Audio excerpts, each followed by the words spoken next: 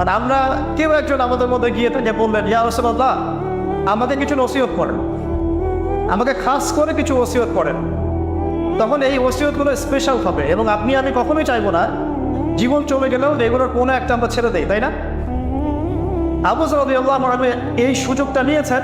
নবী সাল্লাল্লাহু আলাইহি ওয়াসাল্লাম বলছেন, প্রথম যে উসিকা বিতাকওয়াল্লাহ, আমি তোমাকে সর্বপ্রথম ওসিয়ত করছি তুমি আল্লাহকে ভয় করবে। তাকওয়া কি জিনিস?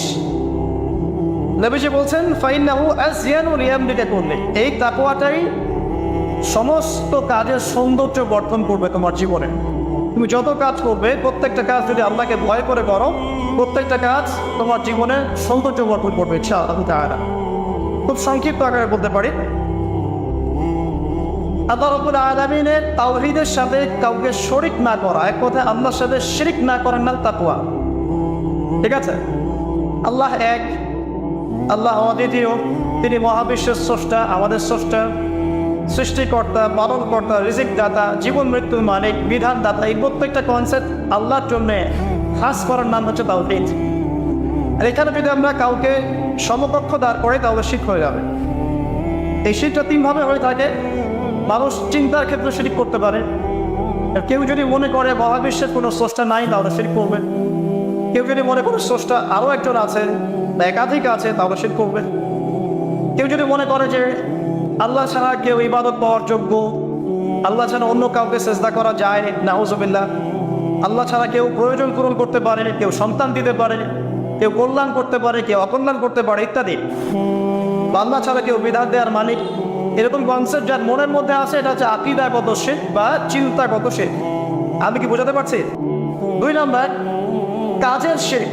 যেমন কেউ যদি আল্লাহকে সেজদা না করে অন্য কাউকে সেজদা করে, কর্মগত শিরক করেছে। আল্লাহ পাকের হালালকে কেউ যদি হারাম করে নেয়, কর্মগত শিরক করেছে।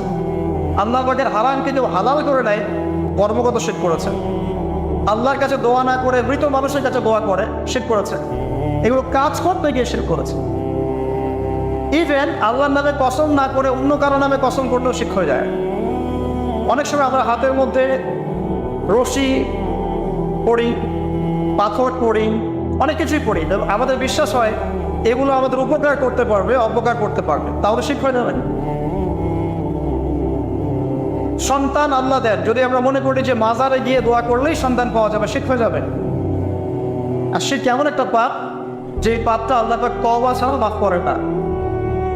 মৃত্যুর আগে যদি তওবা করে মানুষ, ইনশাআল্লাহ আল্লাহ পাক মাফ করে দিবেন। যদি তওবা না করে মারা যায়, সম্ভাবনা বেশি এই ব্যক্তি জাহান্নামে যাবে, নাউজুবিল্লাহ। কারণ প্রত্যেক 1999 জন মানুষ জাহান্নামে যাবে যাদের আমলনামায় শিরকের পাপ থাকবে।